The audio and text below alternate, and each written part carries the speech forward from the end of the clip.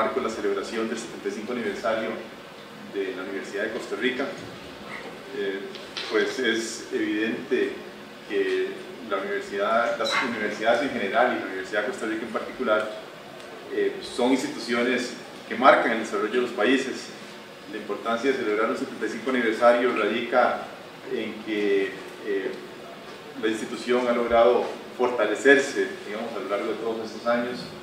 Hoy la Universidad de Costa Rica tiene un peso no solo a nivel de educación, sino a nivel de investigación y de generador de opiniones y de contrapesos sociales en lo que es la sociedad costarricense. Y conforme pasa el tiempo, uno se va dando cuenta que cada vez la universidad va teniendo mayor presencia en los diferentes lugares en los cuales se involucra la sociedad. O sea, no es solamente un tema de la economía, que es lo que nos tiene hoy aquí, sino es un tema en general de lo que es la ciencia y la investigación en áreas de ciencias naturales, de ciencias sociales o de otro tipo. Siempre la universidad ha sido una institución que ha llegado para quedarse en el país y en la cual se debe proteger lo que es el financiamiento adecuado para que continúe con la misma fortaleza que ha tenido en el pasado.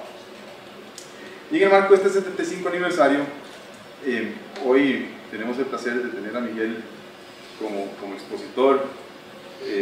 Hoy nos va a hablar sobre una investigación que él está realizando, que es sobre historia económica. Sobre historia económica. Bien, sobre historia económica.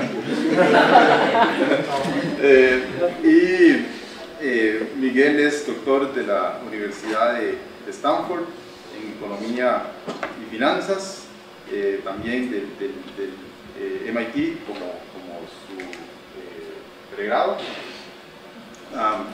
Pues su tema de investigación doctoral se centró en intermediación financiera y eficiencia corporativa, y sus principales áreas de estudio son finanzas corporativas, organización industrial, historia económica y teoría de contratos. Así que él ha escrito múltiples artículos de política de deuda óptima en el gobierno corporativo en Estados Unidos, sobre el diseño óptimo de contratos, así como modelos de pruebas sobre el CAPM de manejo de activos. Ha publicado artículos para el Review of Financial Studies, el American Economic Review, y tiene artículos también específicos en varios libros como temas relacionados con análisis de leyes de competencia, en el caso de la experiencia de Costa Rica, y alternativas para las economías latinoamericanas.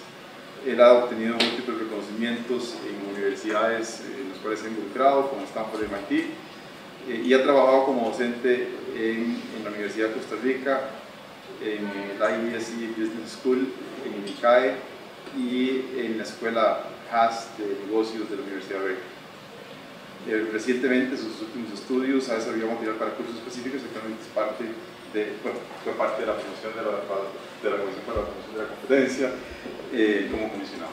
Entonces, los dejo con la exposición de Miguel y de nuevo le agradezco la presencia. Y muchas gracias por venir.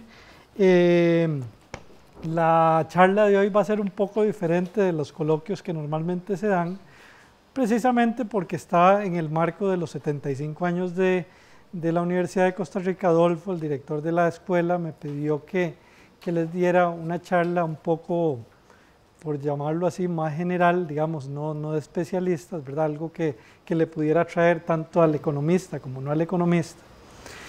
Y entonces yo le planteé un tema, ¿verdad?, que de hecho ha tenido varias mutaciones de títulos,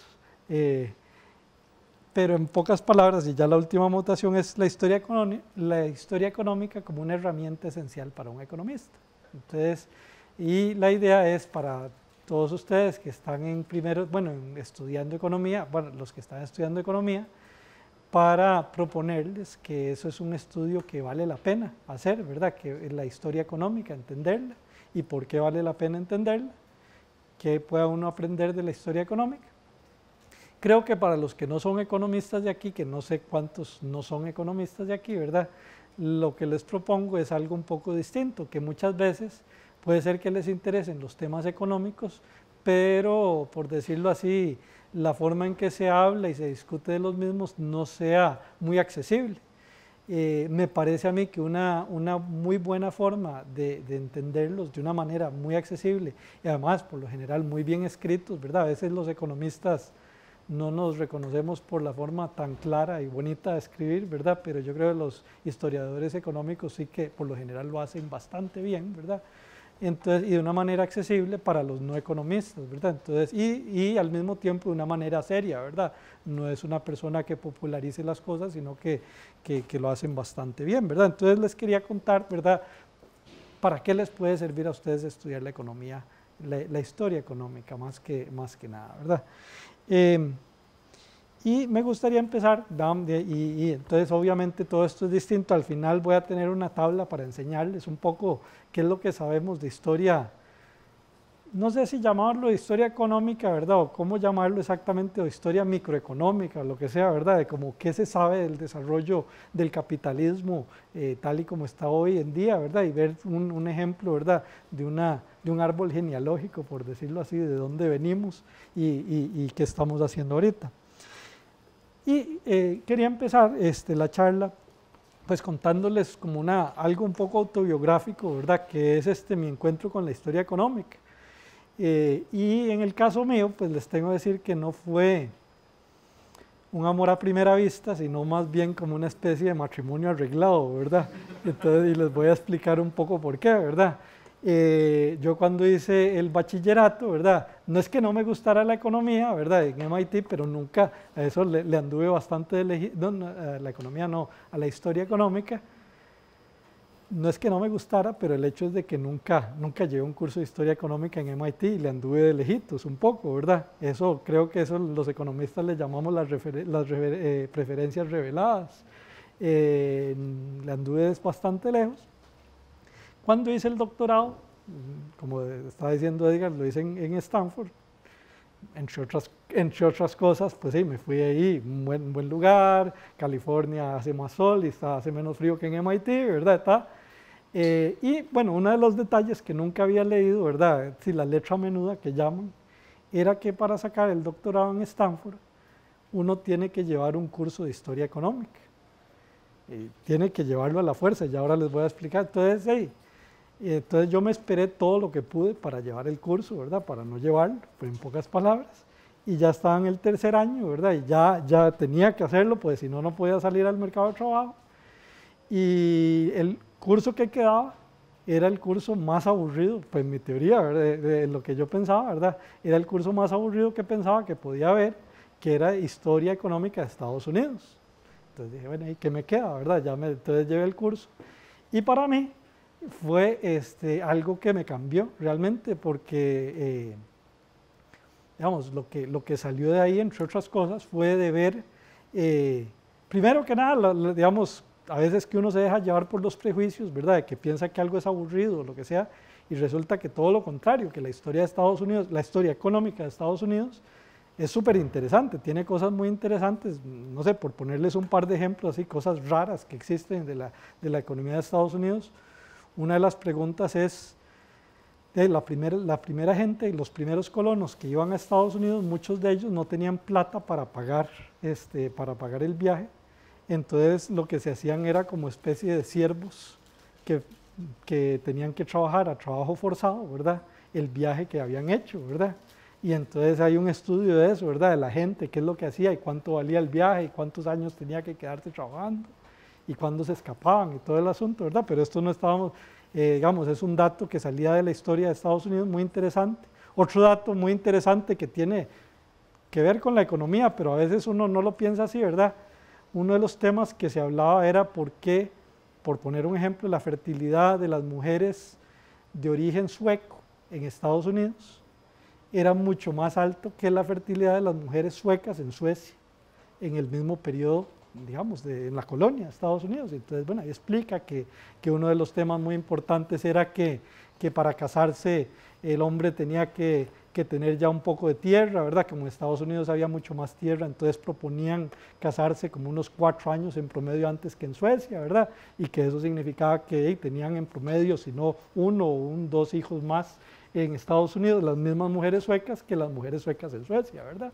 Datos curiosos, digamos, de ese tipo de cosas que pasan en la historia económica. Otro ejemplo de historia económica de Estados Unidos muy interesante, bueno, es todo el tema de la esclavitud y todo el asunto, ¿verdad? Y por qué empezó la guerra civil, visto desde un punto de vista económico. En resumen, digamos, lo que me salió es que me parece fascinante la historia de Estados Unidos, y una de las cosas que a mí concretamente me gustó más fue ese periodo en Estados Unidos entre 1850 y 1950, donde el país pasó de ser un país, llamémoslo periférico, donde Europa, especialmente Inglaterra, era central, ¿verdad?, a ser una economía totalmente, un país totalmente central en la cultura. Es decir, ¿qué hicieron en esos 100 años, ¿verdad?, para pasar de ser número 2, 3, 4, 5, lo que fuera, ¿verdad?, a ser la economía clave, por decirlo así. Bueno, entonces, en pocas palabras, pues sí, aprendí un montón de cosas de la economía, pero eso no es lo que les quiero venir a hablar. No les quiero venir a hablar de Estados Unidos ni de la historia de Estados Unidos, sino más bien para qué nos puede servir a nosotros la historia en general, la historia económica.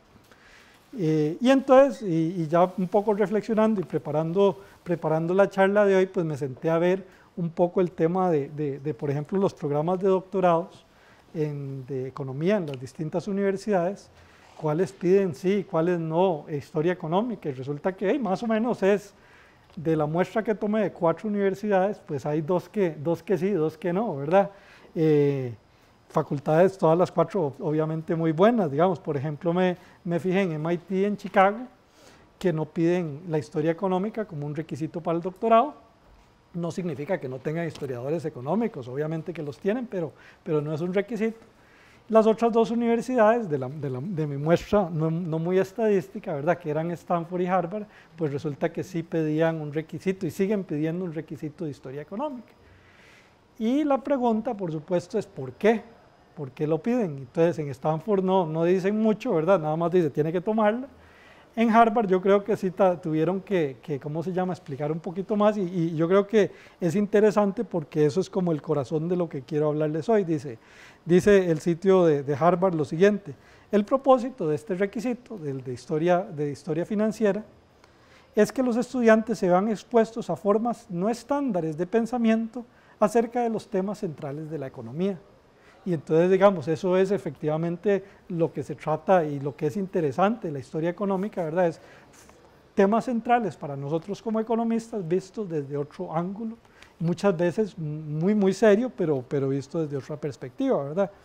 Y entonces, bueno, ¿qué es lo que hacemos los historiadores? Bueno, no sé si me llevo a pensar de mí mismo como un historiador económico, pero ¿qué hacemos o qué podemos hacer nosotros de esto? La primera cosa que hay que decir es que en general los economistas, ¿cómo nos ven a los historiadores económicos? Los historiadores generales, ¿verdad? Más o menos la impresión que yo me queda es de que los historiadores generales ven a los economistas, a los historiadores económicos, como una especie de salvajes, ¿verdad?, que están entrando ahí, ¿verdad?, y tratando de explicar todas las cosas y la historia, ¿verdad?, usando la metodología muy típica de los economistas, ¿verdad?, y que están haciendo las cosas cuando las hacen bien más o menos, pero que digamos como un poco como el elefante que se metió en la tienda, ¿verdad?, de vasijas. Y más o menos puede ser que sea cierto eso, ¿verdad? Pero lo que quisiera hablarles es, bueno, sí, olvidémonos por ahora de los economistas, de los historiadores generales, y pensemos nosotros qué podemos ganar como economistas aprendiendo historia. Y se me ocurría, digamos, para ponerlo como 5 grandes o 5 lecciones que yo he sacado que podemos nosotros aprender de la historia económica.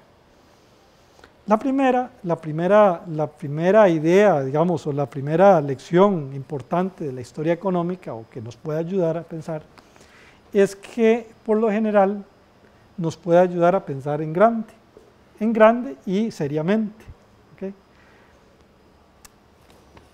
Economía es una disciplina ya muy desarrollada, significa que hay ciertas cosas que ya son muy rigurosas, ¿verdad? Es decir, que simple y sencillamente usted si tiene que estudiar las cosas, tiene que hacerlas de esta manera, de esta otra manera, y tiene que cumplirlas porque si no lo cumple, pues sí, simple y sencillamente no le rechazan el artículo, no, o usted simple y sencillamente no puede presentar lo que tiene que presentar.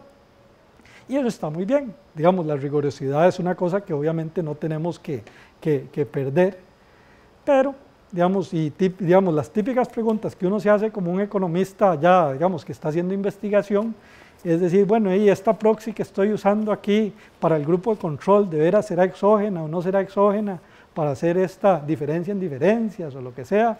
O si es un economista teórico, a lo mejor dice, vea, este equilibrio que encontré, ¿será prueba de renegociación o no? Ese tipo de cosillas son las que uno se pierde el sueño a veces en la noche, ¿verdad? Pensando de cómo resolverlo, ¿verdad?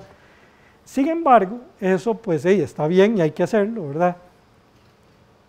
Pues puede llevar a una cosa que se hablaba una vez, un historiador hablando de la escolástica tardía, ¿verdad? Decía, vea, en la escolástica tardía se razona mucho, pero se piensa poco, ¿verdad? Y entonces a veces puede pasarnos exactamente lo mismo, ¿verdad? A veces en economía, ¿verdad? Que terminamos razonando mucho, digamos, sí, demostramos esto, demostramos aquello, hicimos esto, pero se piensa poco, digamos, al final del día. Y la historia a veces es un buen antídoto contra eso, la historia económica porque le ayuda a uno a pensar un poco más al respecto de temas grandes, sin necesariamente caer en banalidades o superficialidades, ¿verdad? Porque igual puede pasar de que escriba el último hit ¿cómo se llama?, de management o lo que sea, ¿verdad? Con una idea grande, pero no llevada a gran profundidad. Les voy a poner, por ejemplo, 3 libros que han salido en los últimos 40 años de historia económica y el tipo de preguntas que se hacen. Por ejemplo, hay uno que dice, ¿por qué el Occidente se industrializó?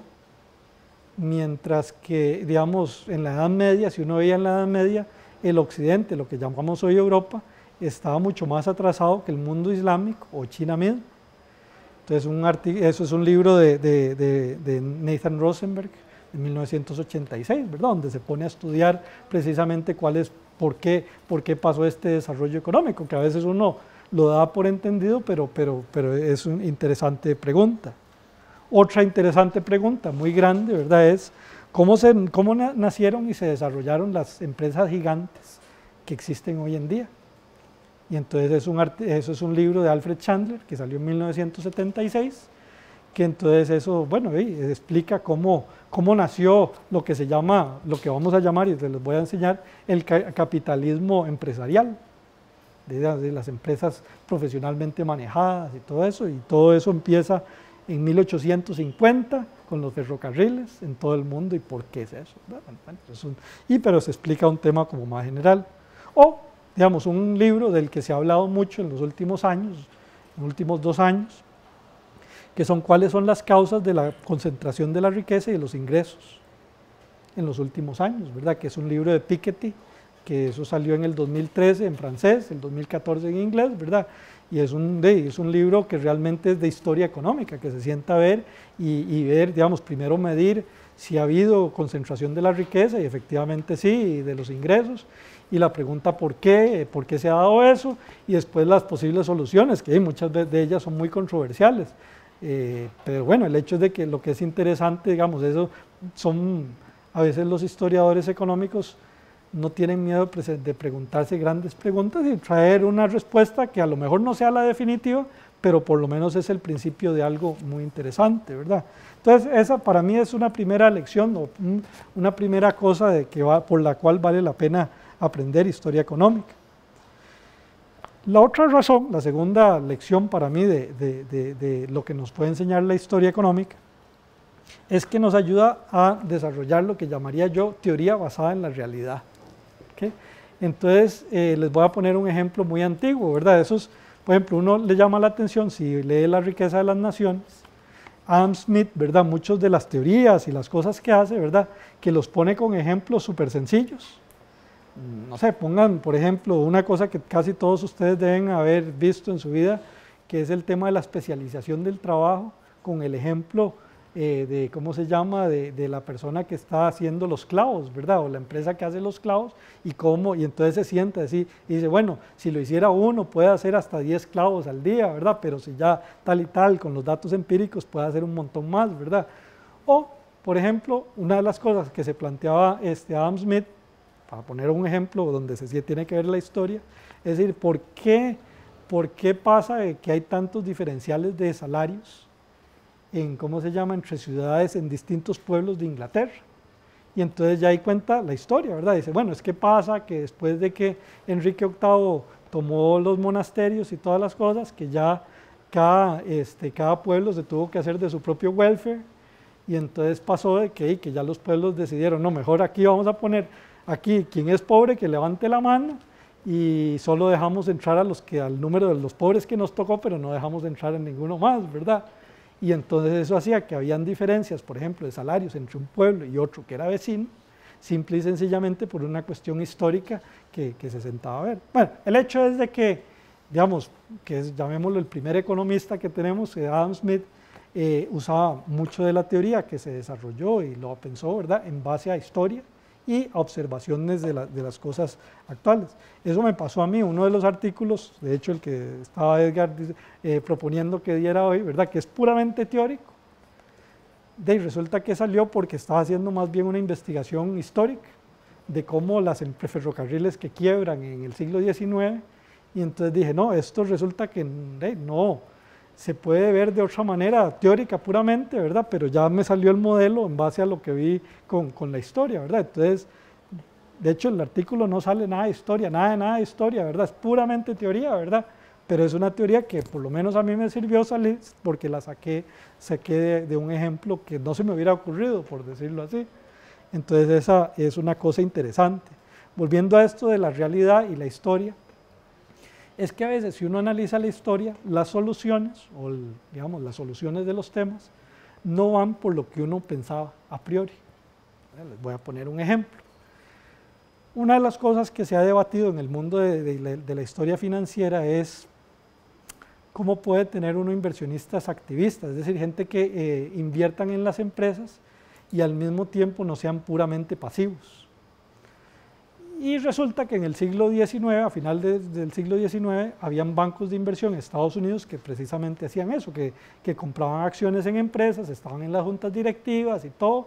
Y entonces la pregunta, y yo dije, eso parece maravilloso, es lo que tiene que ser, volver a ser así, otra vez, ¿verdad?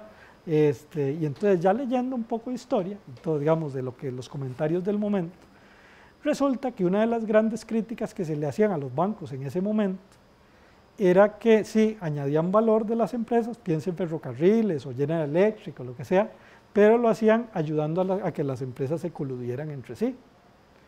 Y entonces, digamos, sí, lo leí, ¿verdad? Porque uno al leer la historia y todo el asunto dice, y yo personalmente de eso estaba súper escéptico. Yo decía, eso se lo inventaron, eso son gente que no quiere a los bancos y todo el asunto, ¿verdad?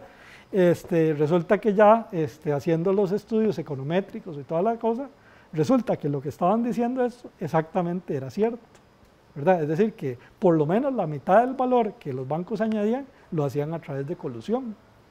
Y entonces uno a veces, digamos, como les digo, las soluciones, digamos, o la resolución de un tema, muchas veces uno tiene que dejarse llevar, digamos, del prejuicio que pueda tener, ¿verdad? Encontrar, decir, no, vea, la historia y lo que dice es esto y esto, y los datos son así, los datos cambiaron o los datos nuevos son estos, por lo tanto mi opinión cambia porque cambió la información, ¿verdad?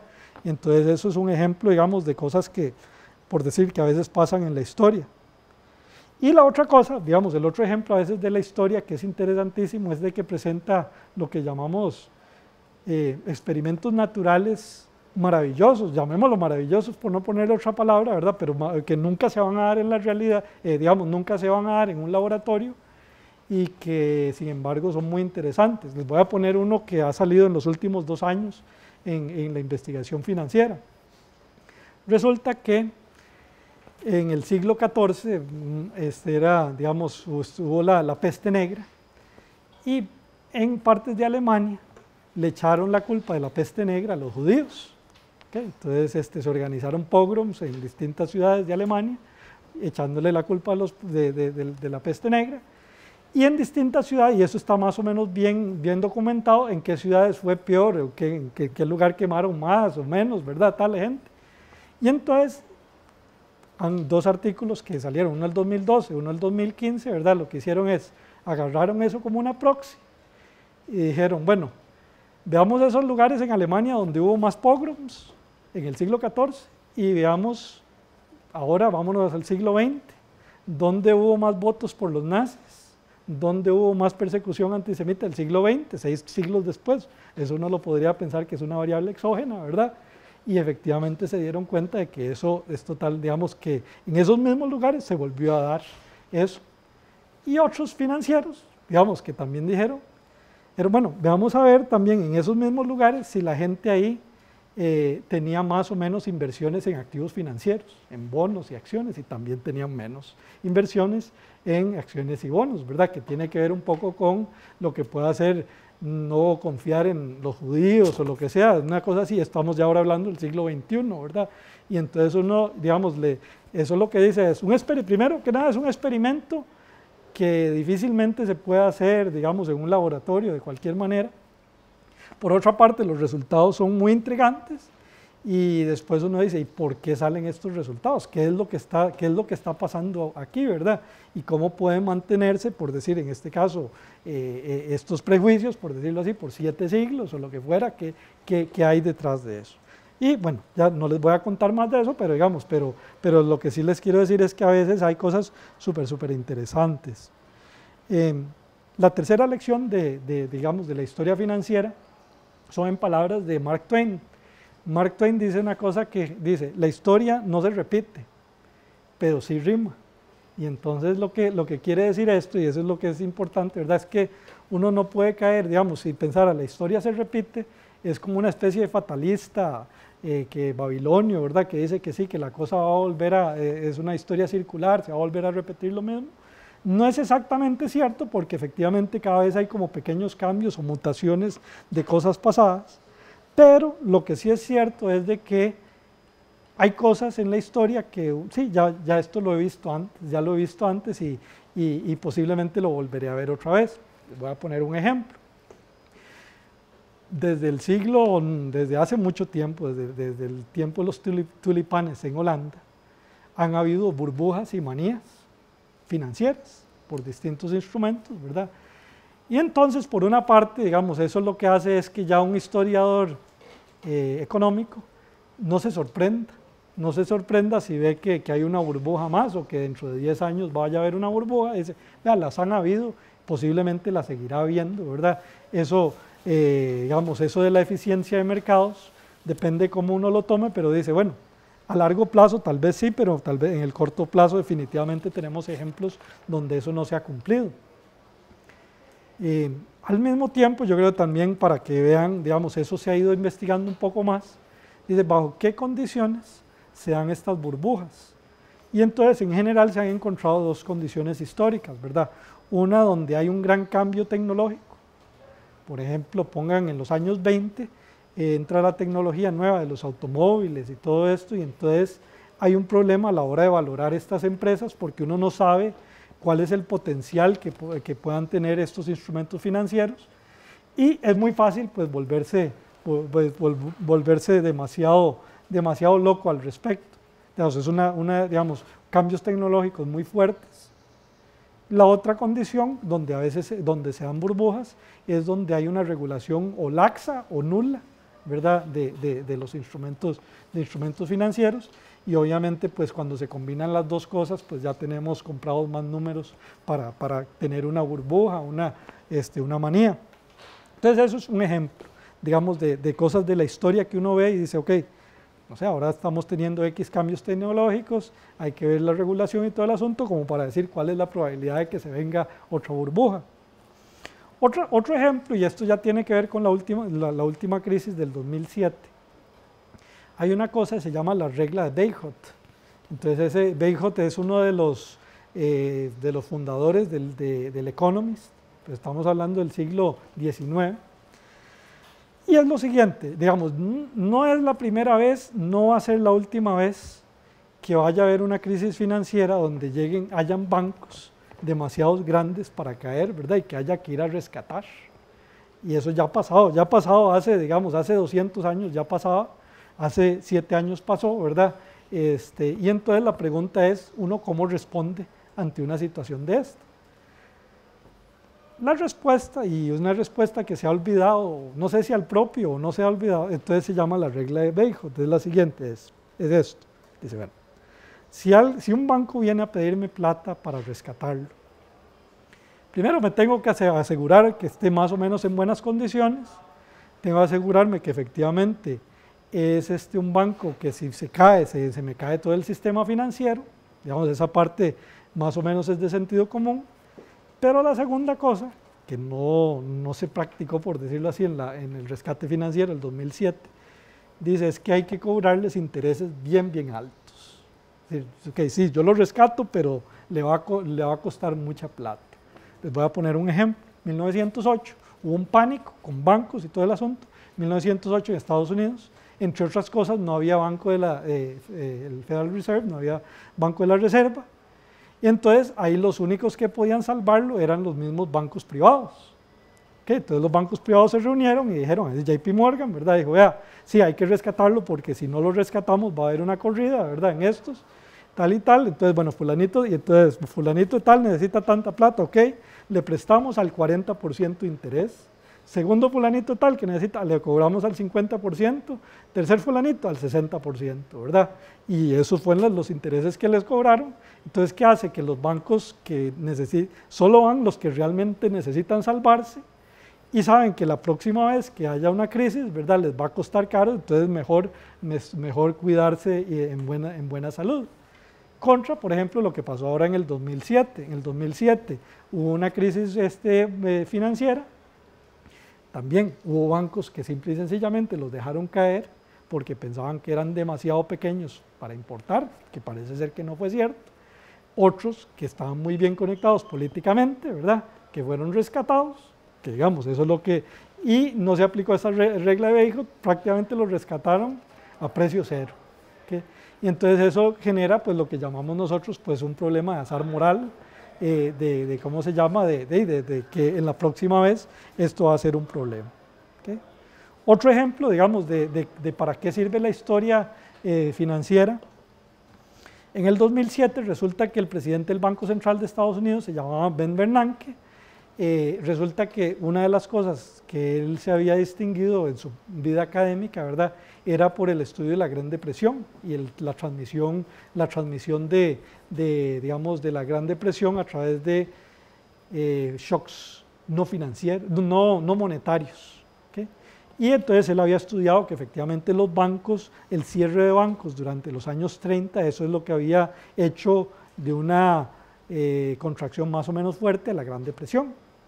Entonces, claro, cuando llegó la crisis del 2007, dijo, bueno, no sé si va a ser igual que la Gran Depresión o no, digamos, podría ser un buen argumento de que sí, ¿verdad? Entonces vamos a tener que pensar en formas no tradicionales de ver cómo hacemos evitar que estos bancos cierren como en los años 30, ¿verdad? Para que no vuelva a pasar eso, que no vuelva a Estados Unidos a tener un desempleo del 25%, que se le caiga el PIB un 20%, ¿verdad? Entonces vamos a hacer una cosa. Entonces ahí se inventó lo que llamamos hoy el quantitative easing, ¿verdad? No sabemos si eso es bueno o malo, pero el hecho es de que la razón de que la puso, ¿verdad?, fue pensando un poco en la historia. Y la otra cosa, digamos, volviendo a un tema que les hablé, ¿verdad?, de que la historia se repite, rima pero no se repite, les había comentado yo cómo en el mundo financiero, específicamente, dígase los bancos y dígase también los banqueros centrales, hay un punto ciego que es el tema de la competencia. ¿Por qué? Al banquero central y al banco lo que le interesa ante todo es que haya estabilidad. Digamos, al banquero central que haya estabilidad, que no tenga que ir a rescatar a nadie. Al banquero le interesa estabilidad para que yo reciba los flujos de caja, etcétera, del pago del préstamo, etcétera. Entonces, siempre han tenido, desde JP Morgan hasta Alan Greenspan, un rechazo bastante fuerte contra el tema de la competencia. A ustedes les llamaría la atención que Alan Greenspan, por ejemplo, dijo, de las peores cosas que han habido en Estados Unidos es la ley antimonopolio. Dice, ¿cuántas riquezas se pudo haber creado a través de haber eliminado y cuántos inventos nuevos hubieran podido haber aparecido si no hubiera una ley antimonopolio, ¿verdad? Entonces, eso pasa, digamos, por poner ejemplo, Estados Unidos, pasa aquí también, es decir, el Banco Central, si tiene que fusionar a dos bancos o dos, lo que sea, ¿verdad? Y lo que está viendo ante todo es el tema de la estabilidad financiera, el tema de la competencia entre bancos y lo que sea, pues es como tal vez secundario. Y uno dice, bueno, eso, sí, bueno, esa es la teoría suya, Miguel, tal, pero por ejemplo vemos dos escándalos últimos que han salido en este último año, de cómo los bancos se pusieron de acuerdo para poner todos la misma tasa LIBOR, o los tipos de cambio, todo, digamos, entonces eso es una señal de una parte del mundo de la economía que no cree mucho en la competencia, ¿verdad? Y dice, ok, vamos a hacer esto para contratos que afectan prácticamente a todo el mundo, ¿verdad? Como son estos dos ejemplos de la LIBOR y el mercado cambiario. Okay. Cuarta idea es que cuál es la relación en la prosperidad entre la economía real y la economía financiera. Entonces, hay tres ideas. La primera es que a veces tener un sistema muy sofisticado financiero es una ventaja absoluta. El ejemplo de esto, hay un libro de Paul Kennedy que se llama El auge y el declive de las grandes potencias. Y hay un detalle que se sienta a ver donde, por ejemplo, habla de las guerras entre Francia e Inglaterra. Y dice, Inglaterra tenía un sistema financiero mucho más avanzado que Francia. Francia además tenía una muy mala reputación, ya había quebrado varias veces, ¿verdad? Entonces el mercado a Francia le estaba cobrando los intereses de un 5%, mientras que a Inglaterra le estaba cobrando intereses de un 3%. Y entonces dice, bueno, en el largo plazo, dice uno, ¿eso qué diferencia hace? Dice, en un largo plazo, digamos, una guerra de 30 años, por un ejemplo, 50 o 60 años, ¿verdad? Resulta que esa diferencia, esos 2 puntos de intereses, hace toda la diferencia del mundo, ¿verdad? Y como dice, y es el adagio, ¿verdad? La guerra la gana el que tiene el último escudo o plata, ¿verdad? En sus arcas, ¿verdad? Porque siempre es, al final, digamos, hay un tema militar, pero hay detrás de eso plata, ¿verdad? Y entonces pone ese ejemplo, decir, bueno, como Inglaterra, el hecho de tener un mercado financiero avanzado, pues le permitió ganar una guerra, ganar guerras contra Francia, ¿verdad? Una cosa tan decisiva como esa. La otra cosa es pensar, digamos, en lo que pueda llamarse el respeto a los mercados financieros. Se los voy a poner con un ejemplo muy actual más bien, que es el siguiente. Si ustedes ven los datos macroeconómicos, bueno, excepto el desempleo, pero ven los datos macroeconómicos de Inglaterra y de España, los dos tienen un déficit parecido. Inglaterra tiene una deuda más alta que la de España, ¿verdad? Deuda externa. Y sin embargo el mercado le presta a Inglaterra, le ha prestado siempre, le ha prestado a tasas de interés mucho más bajas. En la crisis, en lo peor de la crisis, no dejó de prestarle, ¿verdad? Mientras que a España se le cerraron completamente las puertas. ¿Qué diferencia hay? La diferencia es una manera muy sofisticada de hablarle al mercado. Es decir, por ejemplo, el canciller de Inglaterra, donde dijo, bueno, nosotros vamos a hacer esto y esto y esto para agarrar el déficit, vamos a bajarlo de esta manera y de esta manera, y como que se lo plantó muy seriamente, aunque al final, si ustedes ven, eso fue mucho hablar, y al final hicieron más o menos lo que hicieron los de España. Lo que pasa es que el manejo de los mercados financieros se hizo mucho mejor en un caso que en otro. Y eso, el mercado simple y sencillamente dice, no, yo le creo a este señor fulanito y por eso le voy a cobrar menos intereses. Y eso pues le salva. Y la tercera idea acerca de qué relación hay entre la economía real y la economía financiera es que tener un sistema financiero sofisticado no es ni condición ni necesaria ni suficiente para tener una economía preeminente. De nuevo, volviendo al libro de Paul Kennedy, hace una comparación, dice 1850, 1950 o 1944, pongamos mejor, dice el crecimiento, la diferencia entre el crecimiento entre entre Alemania e Inglaterra, dice fue muy poco, fue un 1%, Alemania solo creció un 1% cada año más que Inglaterra, pero resulta que ese 1% en 100 años hizo que Inglaterra pasara de ser la superpotencia económica a una potencia de segundo nivel, y ese 1% hizo que Alemania pasara de ser de una potencia, o más o menos, ¿verdad?, a una potencia ahí, desgraciadamente de primer nivel, porque ya en 1944 se vieron las consecuencias de eso, ¿verdad? Pero el tema, lo que él dice, digamos, y de nada le sirvió a Inglaterra tener un sistema financiero muy sofisticado, ¿verdad?, digamos, para contrarrestar esa caída, ¿verdad?, por decirlo así, en su economía real, y entonces eso es como una cosa más. La última idea digamos, de qué puede aprender uno de la historia económica, es que si uno analiza, por decirlo así, los lugares y los momentos de la historia, ¿verdad?, que han pasado, uno puede ver un árbol genealógico. Dice, hoy en día Google, ¿de dónde viene Google? ¿Quién tal? ¿De dónde viene? ¿De dónde viene? ¿De dónde viene? ¿Verdad? Entonces uno puede trazar toda una historia para atrás, ¿verdad?, de eso. ¿Qué le ayuda a entender, por una parte, de dónde viene esto? Hacia dónde puede ir, ¿verdad? La otra cosa que a mí me ha llamado la atención mucho, tengo un par de estudiantes que están haciendo un seminario de graduación, ¿verdad?, que estamos viendo el mercado financiero de Inglaterra. Entonces, leyendo un libro, ¿verdad?, de estos de la historia de la Bolsa de Londres, lo que llamaba la atención, dice, 1820, pongan, la mitad de los brokers que habían en Inglaterra y el de los bancos y todo, eran extranjeros, venían de Rusia, de Alemania, de Portugal, de Holanda, ¿verdad? Era una economía que, por decirlo así, muy acogedora de otras culturas, aunque no se diera cuenta, ¿verdad?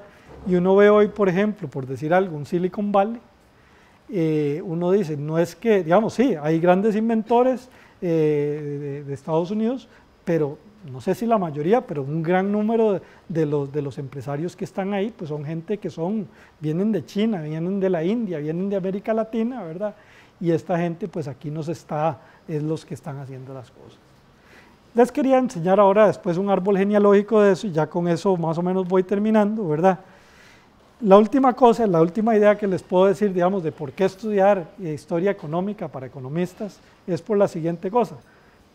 Ya cuando ustedes sean muy viejos, van a poder seguir haciendo historia económica. Digamos, teoría difícilmente, empírico tal vez. Los mejores historiadores económicos hacen su mejor trabajo normalmente cuando ya están viejos, súper viejos, ¿verdad?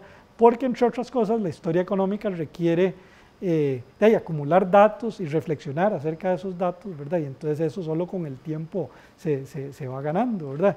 Entonces esa es otra cosa, digamos, por decirlo así, es un seguro de trabajo para ustedes si se meten en el área de historia financiera, ¿verdad? Porque todavía viejos van a poder seguir haciendo eso. Entonces quería terminar enseñándoles, por ejemplo, esto digamos, de un origen de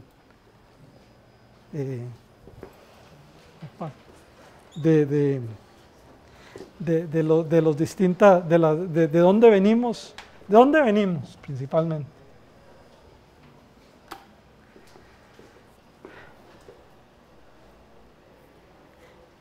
Y entonces, bueno, y antes para explicarles un poco, ¿verdad? Los historiadores económicos de las empresas han distinguido y dicen, vea, existen dos tipos de capitalismo. Existe lo que se llama el capitalismo financiero, y ya les voy a explicar qué significa el capitalismo financiero, básicamente el Wall Street, toda esa gente, y existe el capitalismo empresarial. ¿Okay? Y entonces lo que me senté a hacer es como una especie de un árbol genealógico de cada uno de esos, y ya digamos que eso es parte, digamos, de mi propia cosecha. Hay como variedades de capitalismo empresarial, y entonces les puse tres variedades, digamos. Uno es el común y corriente, que se usa, digamos, es el que estamos bastante habituados a pensar. Hay un capitalismo empresarial muy específico y diferente, que es lo que llamaríamos el de Silicon Valley, que tiene varias cosas diferentes del capitalismo común y corriente. Y otro, por ejemplo, y se les puse porque digamos es como un ejemplo para mí interesante, que es el capitalismo empresarial en Alemania, ¿verdad? ¿De dónde viene y qué hace, qué diferencias puede tener de los demás? Y entonces en lo que esto se enciende o no se enciende. Okay.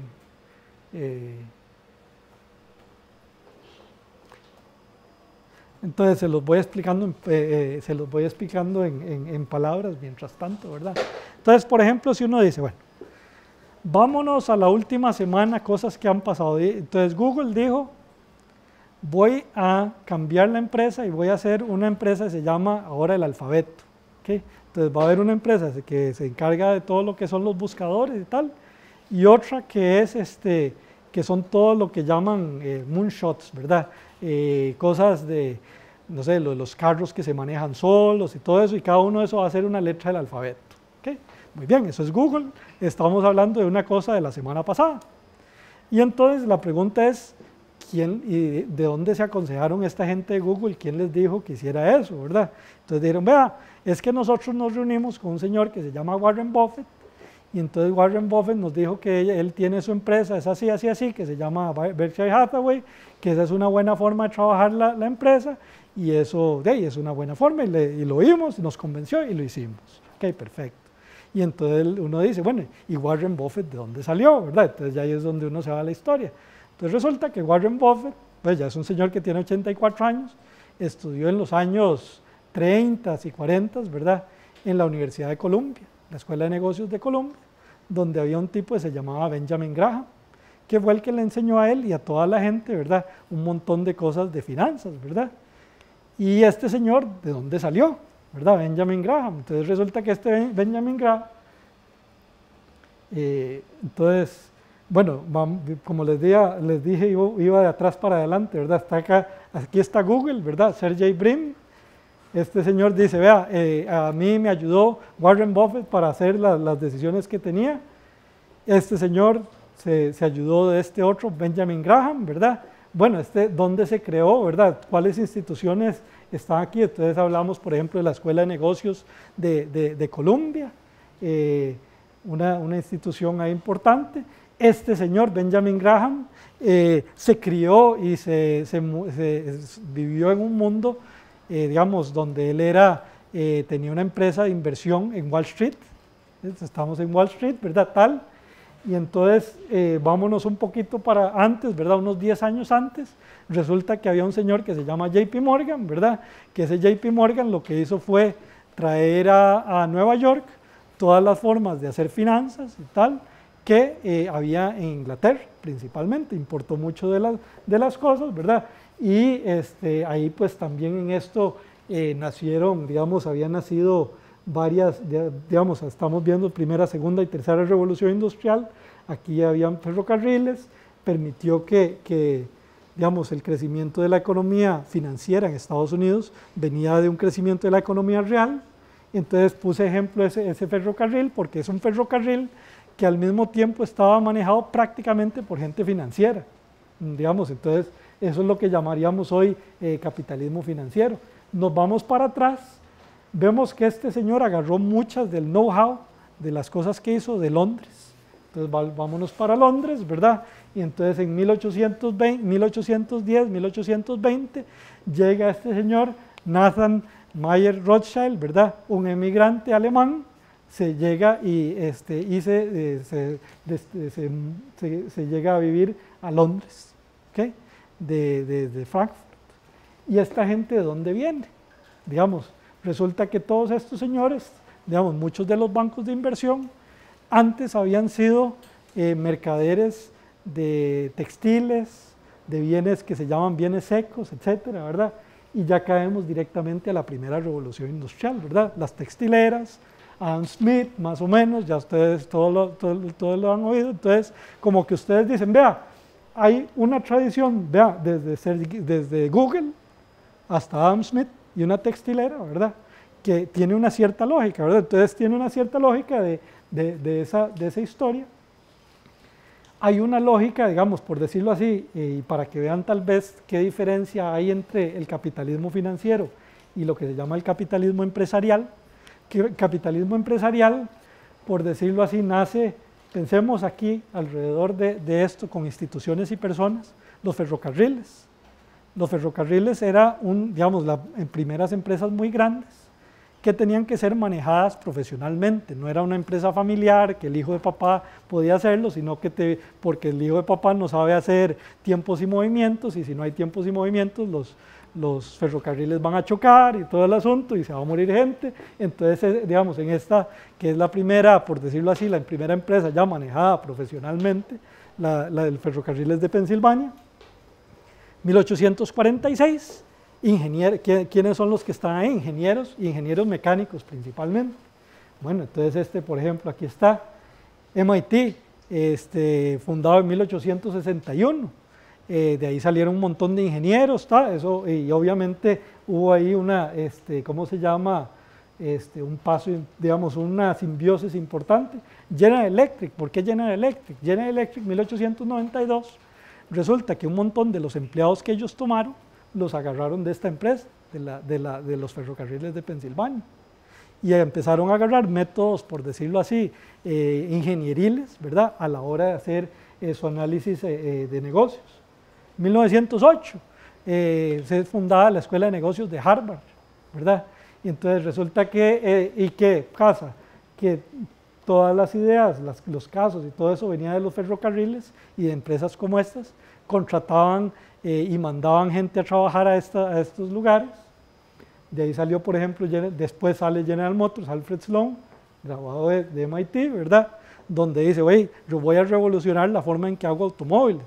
No pongo, por ejemplo, a Ford, porque Ford fue un genio de una vez, de que terminó y empezó por él solo, ¿verdad? En cambio, pero casi arruina la empresa, Ford, ¿verdad? Tuvo al final que ir a contratar a gente de General Motors porque, digamos, a pesar de ser un genio, un emprendedor, no tenía mandos empresariales medios, ¿verdad?, o altos, que le ayudaran a seguir el legado. McKinsey, compañía. Bueno, resulta que estos señores tienen, de nuevo, una simbiosis muy curiosa con Harvard, que por decenas de años contrataban, digamos, prácticamente las promociones de Harvard le decían, bueno, ¿y cuántos puedo contratar? ¿Cuántos me puedo llevar para ¿cómo se llama?, para McKinsey? Y es una forma en que todos estos métodos empresariales se transmitieron, digamos, a través de ellos a toda la economía.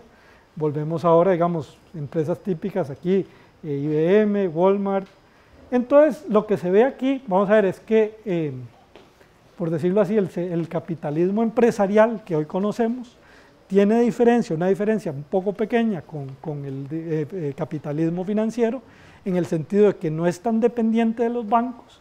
Ya desde el principio, por ejemplo, el ferrocarril de Pensilvania dijo, yo no quiero que haya banqueros en mi junta directiva, yo quiero que las cosas aquí las hagan los ingenieros y las hagan bien, ¿verdad?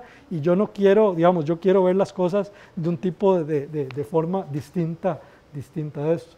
¿Me puedo pasar a las otras dos? Ok, entonces les pongo ahora, digamos, que son como, no sé si llamarlas mutaciones o cómo se llama, o variaciones. Obviamente el último, que es Alemania, es muy distinto y no es una mutación propiamente, pero tiene sus cosas diferentes. Volvamos ahora a lo que es el Silicon Valley, ¿verdad? ¿De dónde viene Silicon Valley y qué es lo que hizo diferente? Igual, empezamos con ferrocarriles, pero esta vez ferrocarriles en la costa oeste de Estados Unidos, en California. Este señor, Leland Stanford, resulta que es un magnate político que se mete, es gobernador de California, funda una universidad, hace varias cosas, es dueño, fue presidente de este ferrocarril, senador, funda la universidad en 1891, muy bien, muy interesante. Pasemos unos años, al año 1900, este señor Frederick Terman. ¿Quién es Frederick Terman? Dice, bueno, ese es para que vean también la interacción que hay a veces entre la academia y el mundo empresarial. Este señor fue el vicerrector de Stanford, fue decano de la Facultad de Ingeniería, Y a este señor se le ocurrió una cosa, dije, ¿por qué toda la gente tan buena que tenemos aquí estudiando en la universidad se tiene que ir de regreso a la costa este de los Estados Unidos a trabajar? ¿Por qué no hacemos trabajos aquí para, ¿cómo se llama?, para la gente que sale? Agarró $600 de su propio dinero y se lo prestó a dos señores, uno se llama David Packard y otro se llama William Hewlett, y que hicieron en 1939 una empresa, Hewlett Packard. ¿Okay? Entonces Hewlett Packard, y empezó lo que dijo, digamos, vamos a hacer un ecosistema aquí que se llama Silicon Valley, que son varias cosas, ¿verdad? Por ejemplo, en 1959 salió la primera cosa que se llama el Venture Capital, es decir, donde es un sistema financiero para financiar a empresas, ¿cómo se llama?, de alto crecimiento, cosa que por cierto no se da en este tipo de capitalismo, por decirlo así, la versión A del capitalismo, ¿verdad? Entonces se da esto, pongo por ejemplo a este señor, Tom Perkins, que es un capitalista de inversión, sale Xerox PARC, Steve Jobs, y pongo a Google, y nada más les cuento una historia respecto a esto, digamos, esta conexión de aquí. Esta de aquí está muy clara, ¿verdad? Fue el que le prestó plata a los de HP para hacer la empresa. Steve Jobs, en una de las entrevistas, dijo, eso fue en el año 2000 y pico, 2002, 2003, no, un poco más, que dice, un día me pidió cita, yo no sé si o Larry Page, ¿verdad?, de Google, para venir a hablar sobre el negocio, que les diera ayuda y pistas y todo el asunto. Steve Jobs dice, realmente, personalmente, a mí me caían muy mal los de Google, porque yo pensaba que me estaban traicionando, ¿verdad? Al hacer el Android y todo el asunto, me estaban serruchando el piso del sistema operativo del iPhone. Dice, sin embargo, dice, yo pensé y me dije, yo cuando era joven le pedí una cita para ir a hablar con este señor, con David Packard, y para explicarle, digamos, a Apple lo que estaba haciendo y que me diera pistas de tal, y me la dio, y dice, y se sentó a oírme y me dio consejos y me dio cosas, ¿verdad? Y dice, si a mí me hicieron esto antes, dice, yo no puedo no hacerlo ahora, ¿verdad?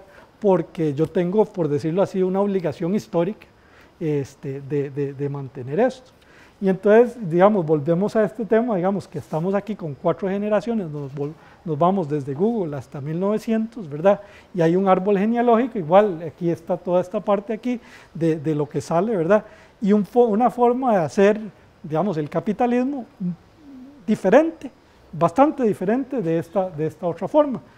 Tan es así, por ejemplo, que no existe un Silicon Valley fuera de Silicon Valley en Estados Unidos, por decirlo así. ¿Qué significa? Que uno pensaría, bueno, alrededor de MIT o lo que sea, que también es una universidad muy buena, hay gente con plata, hay cosas así, uno debería poder encontrarse un Silicon Valley y no lo hay.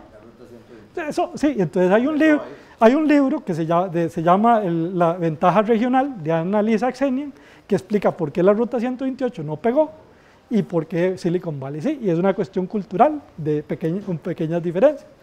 Pero bueno, lo que les digo es que uno se puede ir, y ya con esto termino, es pensar en Alemania para que vean otro tipo de capitalismo empresarial diferente, con diferentes características, ¿verdad? Y cada cual pues es diferente. Entonces, igual ponemos ahí empresas Krupp, que de aceros, Siemens y Bayer, son empresas gigantes, en industrias levemente distintas, químicas, acereras, grandes, pero también grandes como fueron en Estados Unidos. Cosas donde ya empiezan a diferenciarse. Digamos, todo el sistema de aprendiz existía, eso existe desde la Edad Media, pero resulta que en Estados Unidos en 1920, más o menos, 1900 a 1920 desaparece.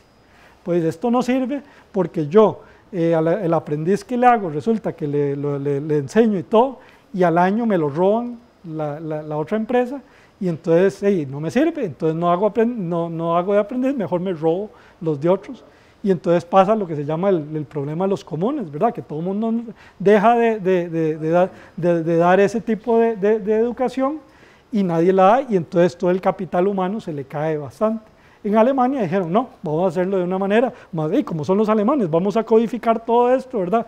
Y la educación dual va a ser así, así, así, así, va a ser 3 años y va a ser así, y las empresas van a decir qué es lo que se lleva, y van a sentarse con los colegios vocacionales, ¿verdad? Y van a ver, y entonces tal y tal, Y es una cosa, digamos, muy típica, digamos, de este tipo de capitalismo, que no está en ninguno de los otros tres, ¿verdad?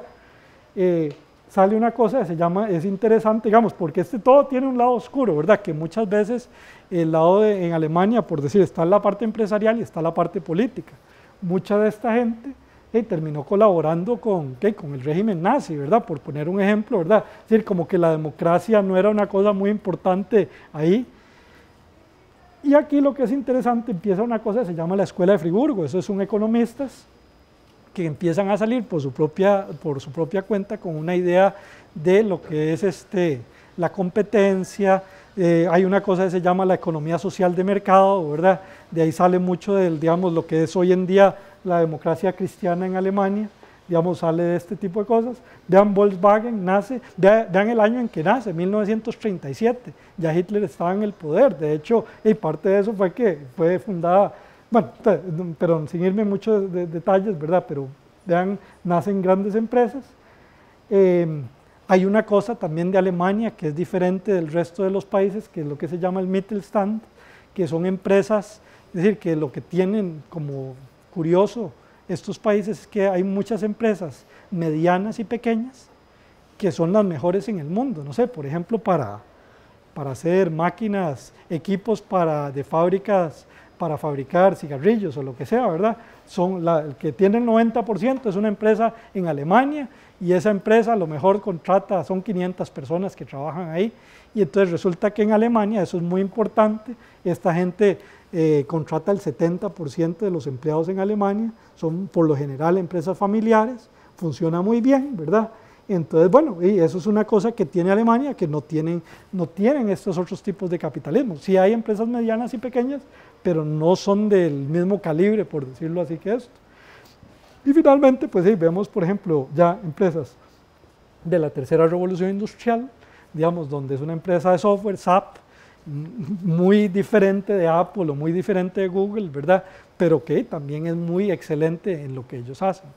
Lo que les quiero decir con esto, digamos, es un resumen súper esquemático de las cosas, ¿verdad? Es que la historia económica nos ayuda, nosotros por lo general siempre estamos como a este nivel, ¿verdad?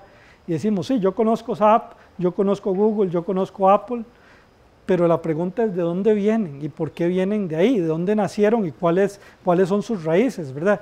Creo que para un país como Costa Rica a veces este conocimiento es muy importante, pues usted dice, bueno, ¿qué cosas son buenas, qué cosas son malas de los distintos capitalismos, ¿verdad? ¿Qué cosas podemos tomar nosotros, qué no? Les cuento y termino con esto, lo que quiero contarles. A Japón le pasó una cosa muy curiosa. En el año 1855 le hicieron un tratado de libre comercio también a la fuerza, ¿verdad? Estados Unidos también. Que llegaron unos barcos, ¿verdad? Le dijeron, o abre, ¿verdad? O le disparamos a la bahía de Tokio, ¿verdad? Entonces ya se abrieron a la fuerza, ¿verdad? Se les ocurrió una cosa muy interesante. Dijeron, bueno, vamos a salir por el mundo, a ver, porque obviamente ya vemos que habernos cerrado por 300 años fue una mala idea. Vamos a ir a Europa, vamos a ir a Estados Unidos, Occidente, y vamos a hacer, y en palabras de ellos dice, cosas occidentales a la manera japonesa. Entonces es escoger lo mejor que había de cada institución, de cada país, ¿verdad? Y decir, bueno, vamos a hacer esto aquí en Japón, vamos a agarrar esto, pero lo vamos a hacer de esta manera porque nuestra cultura es así, así, así, o esto no sirve, o esto es incompatible, o lo que sea, ¿verdad? Pero como sentarse a ver un poco qué es lo que hay disponible, ¿verdad? Yo creo que eso a veces, digamos, uno puede pensar, porque uno a veces puede pensar que el único capitalismo que hay es este, porque es el que enseñan las escuelas de negocio, por decirlo así, pero no en este o este otro, por decir algo.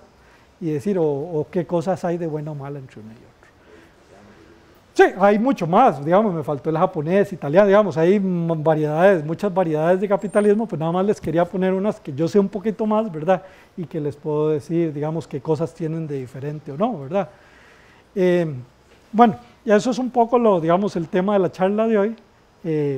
Como decirles, vea, vale la pena estudiar historia económica, por muchas razones, ¿verdad? pero, y como animarlos, ¿verdad? A que lo piensen, ¿verdad? Y cuanto antes mejor, que no les pase como a mí, que fue el 3er año, ¿verdad? Del doctorado, ¿verdad?